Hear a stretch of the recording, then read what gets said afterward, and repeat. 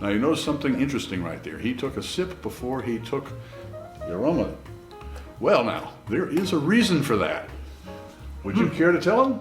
Yeah, you know, when I'm teaching wine students about how to taste, blind taste, where you don't know what's in the glass and you're trying to figure out what wine it is, I found a shortcut sometimes is definitely giving the wine a look like a beer. So you got this really beautiful gold, you know, light gold color here. So that tells me a little bit about the style and what sort of aromas I should be tasting or smelling with wine. So for example, a lighter red wine, lighter color, less pigment, you're gonna have more red fruits, you're gonna have more berries, raspberry, strawberry type things. Darker, something like a Malbec, inky, black fruit, black currant. So I'm already sussing that out. And then I'll take a sip so I can get all the texture. So for example, with this beer, there's not a lot of head on this beer, right? I mean, it's fairly light, the head here. So I'm not expecting a lot of carbonation. I'm expecting some. So with beer, I'd say I'm expecting carbonation. I'm expecting maltiness. What's the level of the maltiness? Also, if I don't get hops right away, I'm not expecting that hoppiness and the bitterness that you'd find in the IBUs that you sort of get in your back.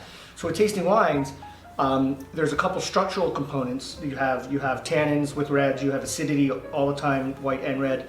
Then you have the different types of textures of different grapes. If the wine's been aged in oak, it'll show some textural components there. Also the body, the alcohol gives indication of the light, medium, or full. So lower alcohol wines, lighter body. So I taste first so I can get all those structural components sort of put in place, because oftentimes in wine tasting people will be smelling and it'll take a long time to kind of get through all the different aromas, because we have fruit aromas, which are primary, secondary, depending on what it is. Then you have all the sort of like elusive aromas of flowers and mineral and spices, and that can take a long time to just go through those, especially with a more complex wine, because there's a lot more, and you're coming in there and you're second guessing yourself. So yeah. I like to get, so when I taste this, there's something called orthonasal retronasal. So orthonasal is breathing in, retronasal is breathing out.